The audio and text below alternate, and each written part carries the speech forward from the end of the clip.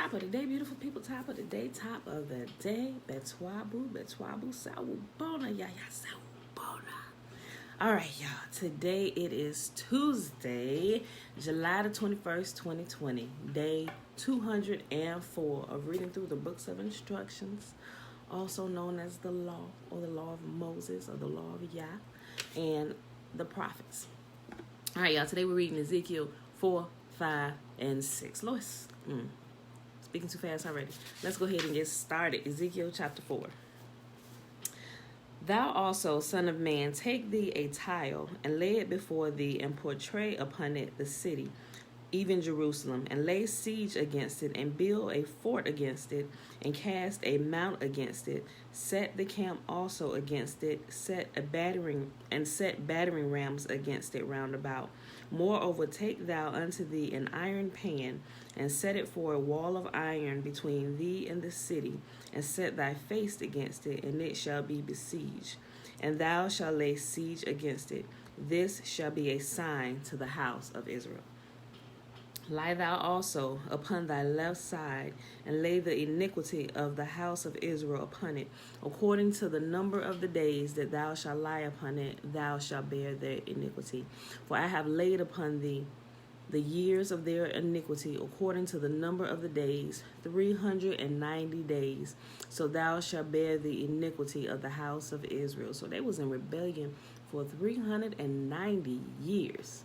So Ezekiel slept on his left side for 390 days, a day for a year. And when thou hast accomplished them, lie again on thy right side, and thou shalt bear the iniquity of the house of Judah 40 days. So Israel had been in rebellion for 390 years, and Judah had been in rebellion for 40 years. So he laid on his left side 390 days, 1 day for a year. And then after he got done with that, he turned over on the other side, and every night for the next 40 days, he slept on his right side, 1 day for every year that Judah was in rebellion, which is 40 years. But Betwabu, Trina. I'll read verse 6 again. And when thou hast accomplished them, lie again on thy right side, and thou shalt bear the iniquity of the house of Judah 40 days. I have appointed thee each day for a year. Therefore thou shalt set thy face toward the siege of Jerusalem, and thine arm shall be uncovered, and thou shalt prophesy against it. And behold, I will lay bands upon thee, and thou shalt not turn thee away from one side to another, till thou hast ended the days of thy siege. Take thou also unto thee wheat, and barley, and beans, and lentils, and millet, and fishes, and put them in one vessel, and make thee bread thereof, according to the number of the days that thou shalt lie upon thy side. 390 days shalt thou eat thereof. And thy meat which thou shalt eat shall be thy weight, 20 shekels a day. From time to time shalt thou eat it. And I read in another version that is 430 years. Ain't it, Tiffany? Well, you did the calculation. Let me see something. Yep, that's about right. And also, he told him, he said, weigh out his meat, which is about 20 shekels a day. In another version yesterday, that's about 8 ounces of food per day. Y'all be having a fit if y'all could only eat 8 ounces of food. That's like the size of a 1 cup or a 8-ounce bottle for a baby, and in liquid form or whatever. But 8 ounces. Yeah, he's pretty much telling him, y'all about to go through a famine, bruh. And thy meat which thou shalt eat shall be thy weight, 20 shekels a day. From time to time shalt thou eat it. Thou shalt drink also water by measure, the 6th part of a hin. I forgot what 6th part of a hin was, but it's a little bit too. From time to time thou shalt drink. And thou shalt eat it as barley cakes, and thou shalt bake it with dung that cometh out of man in their sight. Ezekiel said, wait a minute, y'all, hold on. He said, hold on, wait a minute, hold on. He didn't say it yet, hold on. And thou shalt eat it as barley cakes, and thou shalt bake it with dung that cometh out of man in their sight. And Yahuwah said, even thus shall the children of Israel eat their defiled bread from among the Gentiles, whither I drive them. And this is where Ezekiel ejected. Then said I, Yah, behold, my soul have not been polluted For from my youth even up to now have I not eaten of that which dieth of itself, or is torn in pieces, neither came there abominable flesh into my mouth. So he said, he was pretty much saying, that's disgusting, and I've never defiled myself. And listen to what y'all said. Then he said unto me, Lo, I have given thee cow's dung for man's dung, and thou shalt prepare thy bread with it. So he had to cook his food. He said, okay, you make a good point there, Ezekiel, because he was to cook his food like over the fire, to put human dung on the fire and cook his food, over that, so it's like say you got coals and the fire and put human dung on top of that or whatever, it'll smoke and it'll stink, and put your food on top of the grate that it's going to cook on or whatever.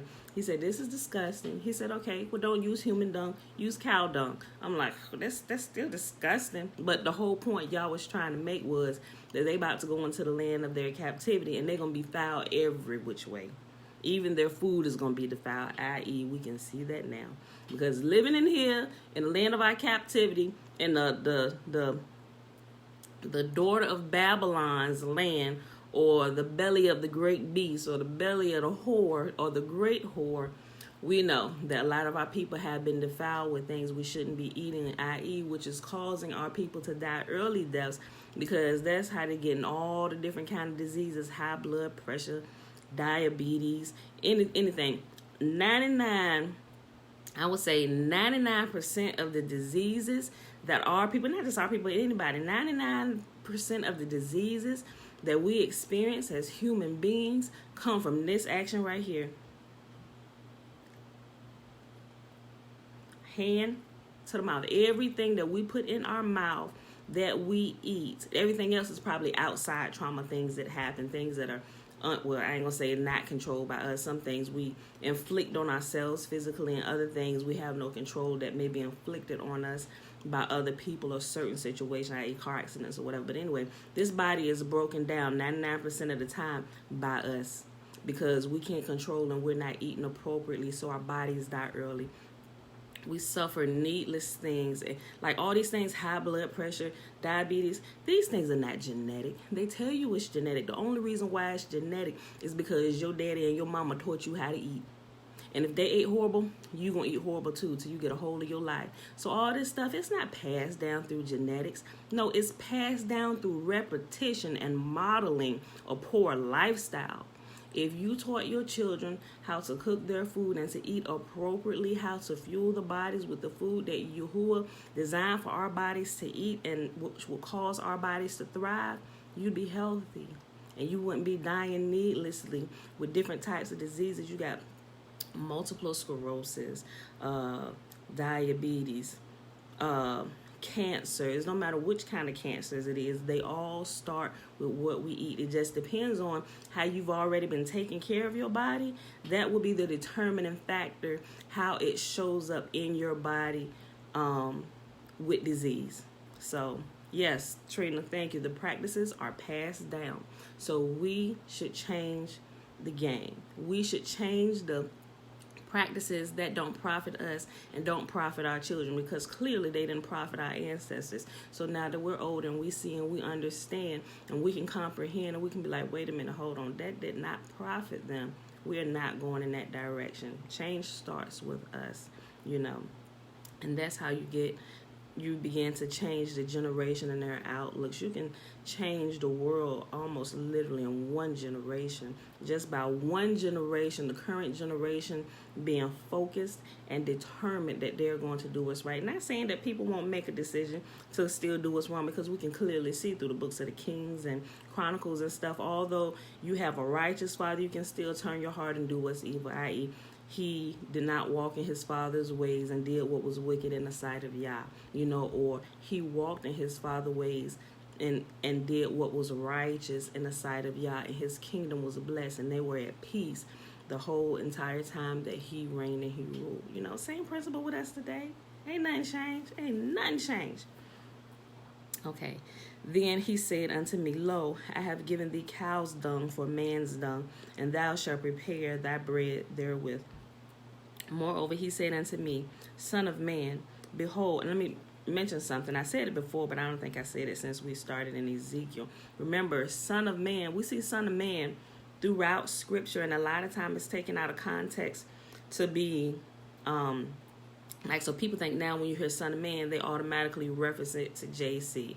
It is not. Son of Man is simply a title, or simply a title to whom Yahuwah is talking to at that moment. That's not a particular person.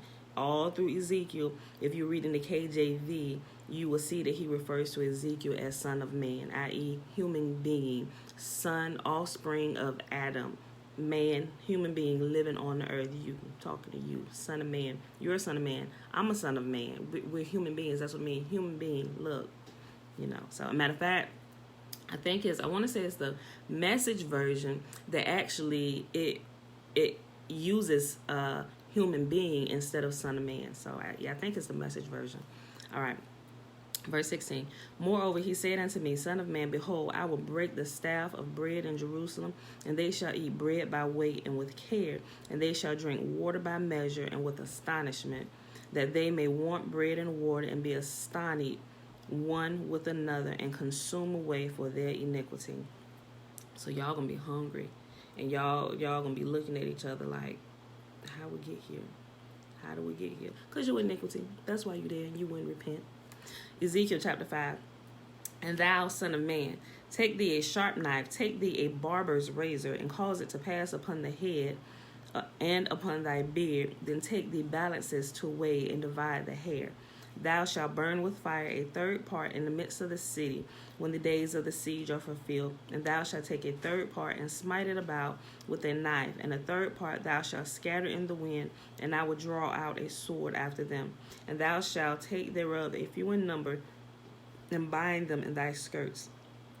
And then take of them again, and cast them into the midst of the fire, and burn them in a fire. For thereof shall a fire come forth into all the house of Israel. Thus saith Yahuwah, this is Jerusalem. I have set it in the midst of the nations and countries that are round about her, and she have changed my judgments into wickedness more than the nations, and my statutes more than the countries that are round about her. For they have refused my judgments and my statutes.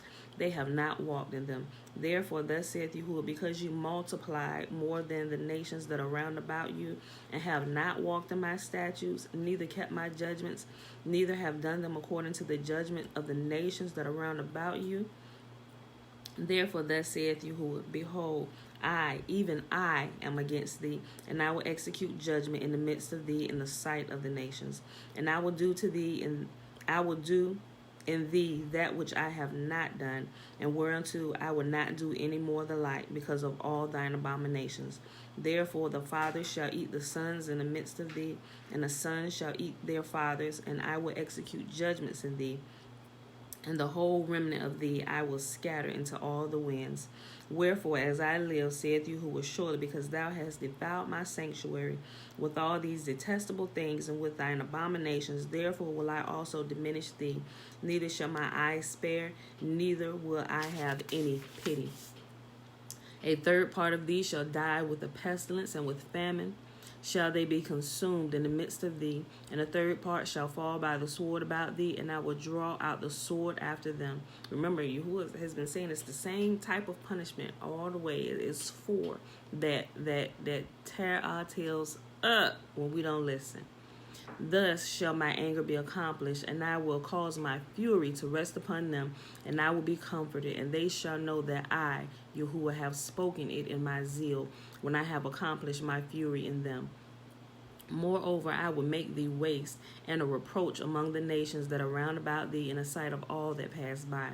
So it shall be a reproach and a taunt, an instruction and an astonishment unto the nations that are round about thee, when I shall execute judgments in thee. When I shall execute judgments in thee in anger and in fury and in furious rebukes, I, Yahuwah, have spoken it.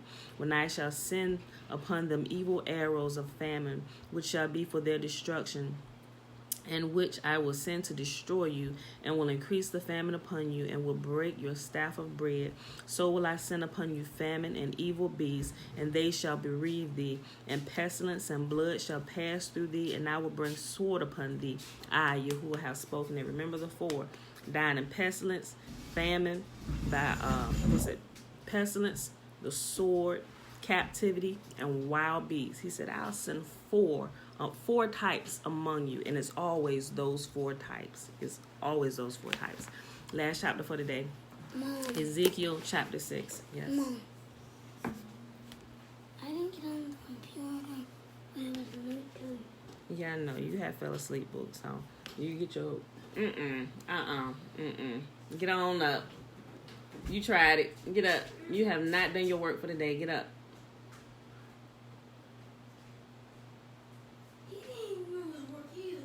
Well, first of all, he didn't get his chance yesterday, so you get up. Don't play with me. Thank you. Snatch your head around that fast again. I'm going to help you snatch it around to the other side. Get up. Let him get up there. Sorry, y'all. Excuse me. They trying the first thing this morning. I ain't going to really snatch his head. That was just a figure of speech.